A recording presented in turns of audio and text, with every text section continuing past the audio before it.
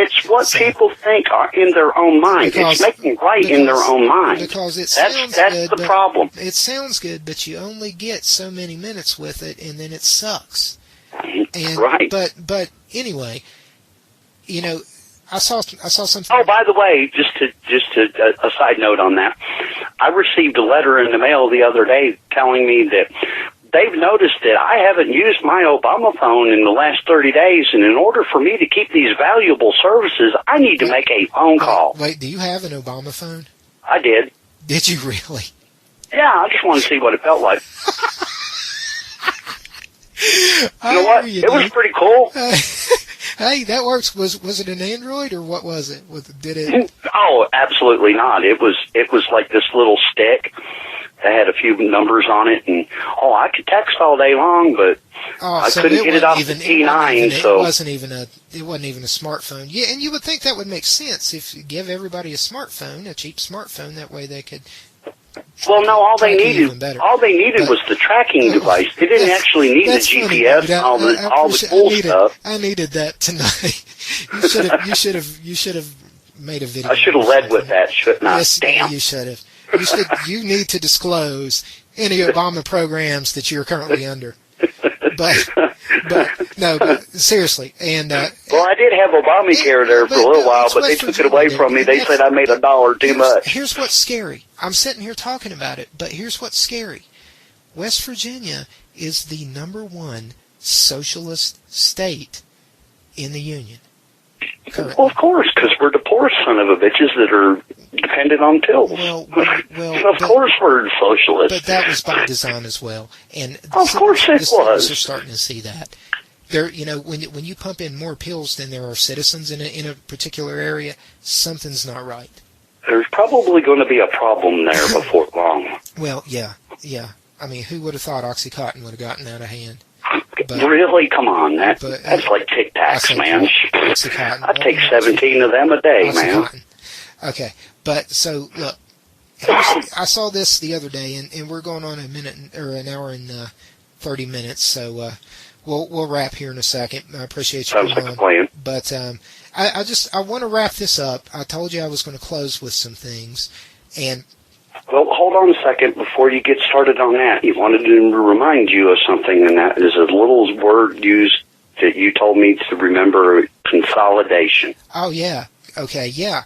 Well, okay. No, it doesn't cure consolidation. I mean, there's a lot of people, and honestly, a lot of people, especially like with Mount Hope, they're closing Mount Hope Elementary, our hometown, the last standing public education facility where my daughter is currently going to be a third grader in our town. Well, she won't graduate from I think well, she might. I think 2 years she may be the last class, which is I believe that's what they told us. Yeah. So anyway, but not many people showed up. So, where the community wasn't there. But we've kind of the community, a lot of people we knew are up and gone. A lot of our parents are getting older, which a lot of people out there are very, are very involved, though, as I go to talk to people, very involved and very, concerned. Mm-hmm. But anyway, here, just with the whole consolidation thing, here's what I think we should do as a state. As far as education, at least with community, because one of the biggest things I talked to a teacher the other day, and he said, look, he was from Wyoming, Wyoming County, and he said, look, I am a product of consolidations. He's a teacher now, and I imagine he's a pretty good teacher, and he would probably be like a Mr. Allen to you and me. So, but he said, I'm a product of it, and I see where there are good things in it, and I take the man, that he, he works in it. He sees what's going on. So, as far as, cost and things, I realize that, money doesn't grow on trees, and it's hard to scrape that up and get everything together, especially when West Virginia's GDP is where it is, especially when we don't have, the involvement and the morality even that we had. There you go. That's what's key is missing is the morality. But here's at least how we keep a little candle in the window, and here's how maybe it can turn back into a flame at some point. And what we do is, with these places that were consolidated, I think even though it's a bunch of kids from different communities coming together, I think it would be a great thing if, for a portion of West Virginia history, or even make it a bigger deal than just one or 2 days or one assignment out of one school year, that make it a big deal of how each community, what Mount Hope was before it became, Oak Hill. Oak Hill, the plateau. Yeah, the plateau. So, and these schools celebrate that culture, celebrate the immigrants that came in, right. And at least in that way, have the kids from those communities represent those communities. And, right. And maybe they do something similar to that, but I can't recall any of my kids coming home with any type of assignment or work or asking me anything about our well, I would think, especially for the first few years of integration, is that, like, hey, you guys are from Midland Trail. Well, this is the colors you guys used to wear. It's okay. Yep. Come on, show us your pride. Tell us why. But tell us a little bit about what your school was before it was consolidated here, and how all of these other schools that consolidated together come together to make this really great school. And they might. Maybe I need to be more involved in C, but like I said, I don't remember any, and I'm not knocking on anybody. It just. Oh, I know. I'm not saying that, and I'm not saying they are or they aren't. But I'm just saying that would be, as a suggestion, that would be a great thing. Well, hey, look, you guys are from Meadow Bridge. Tell us why you love Meadow Bridge.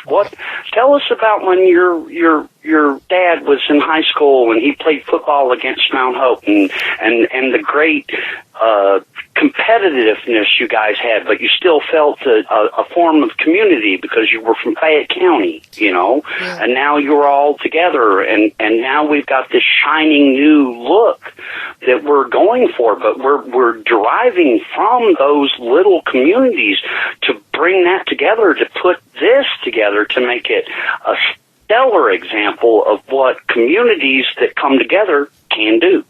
Well, here's the thing, and I'm going to close with this. And again, I did, we did have a discussion about Mr. Pritt. Haven't had the opportunity. I have extended that and the conversation, I guess, maybe we should have a deeper debate. But, he does, he claims to be pro-gun, but I just, a lot of the other things that are there, you brought racism into my neighborhood, sir. You affiliated with Soros-aligned organizations, and I have shown how it trickles down. And whether you knew it was there or not, it is. And I've gone even deeper than you, sir. So there is definitely a Saul-Alinsky Chicago-style organization here in West Virginia that is employing, I feel, Alinskyite tactics to influence, to pursue. I'm not going to say influence. It's not like it's going to turn us into a socialist, area, because we already are. We're impoverished. It can. I don't want to tempt fate and say it can't get worse, but there are areas in West Virginia where it knock on wood, Lord God, please don't let it get much worse. Right. And that is under socialism, sir. So, I'm going to close with this. Your destiny reflects your actions. And for the past 8 years, that administration leaves a legacy of oppression, persecution, all while, crusading for social justice. And, they've promoted a failed radical fundamental change in this nation. And it's cliche, but those who don't learn from the past are doomed to repeat it. And that is currently what we are doing. Now, in 12, 14, 16, the people are waking up. And I pray that that somehow, if they don't hear this podcast, that some way the dangers of socialism gets to the ears of the people here in West Virginia. And, I'm going to quote a couple people here in closing, but, it's happened over and over again, these type of Alinskyite tactics and the politicians who employ them. And if our destiny reflects our actions, then we're destined to go the same route with any socialist party. And a wise man once said, "Fool me once, shame on you. Fool me twice, you can't get fooled again." So, well, in closing, I have to say this. Okay, go ahead, and then I'm going to say one last thing. And well, then I'm done after this. But in closing, I have to say this: we don't do that daggone there socialism kind of stuff around here. Is all I can tell you. Not in this household. Not by God. Not by anybody. You got me? Yeah, I mean technically you do. We're the number one socialist state, and everybody knows everybody who's that's a damn lie on some type of assistance. So yeah, we are kind of socialist, but that's the thing. We've got to get away. We have to empower people.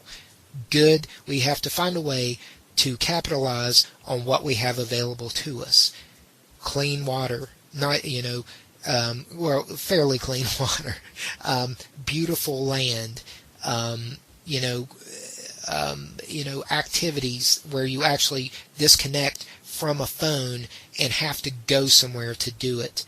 It's not Pokemon Go. So we have, and there are other things that can be done, but we're not attractive to businesses. So we have to empower everyone. We can't be fighting over a $15 McDonald's job. We can't get sideways because nobody's given us $15 an hour to get their order wrong. Okay, and I'm not trying to get my food spit on, but I don't go through McDonald's anymore because it literally is tears me up inside. But that's a different story. Are you done talking? Because I've got one more thing. I'm just waiting on you, brother. All right. I got one more thing, but I'm going to wait till you're done. No, you go ahead because this is powerful.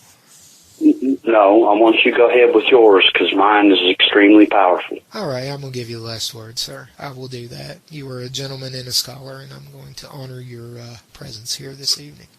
Well, I thank you, and you can, after I'm done, have the last word. I don't mind. No, I'm going to let you. I just want to say. Go ahead. No, go ahead. I'm going to let you have the last word. But I'm just going to close in saying,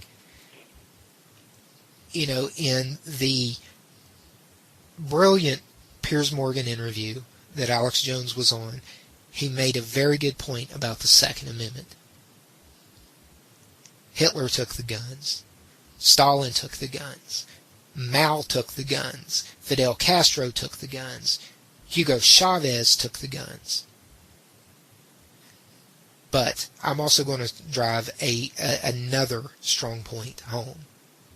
Hitler was a National Socialist. Stalin was a socialist.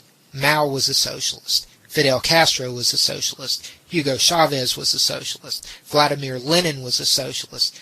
Che Guevara was a socialist. So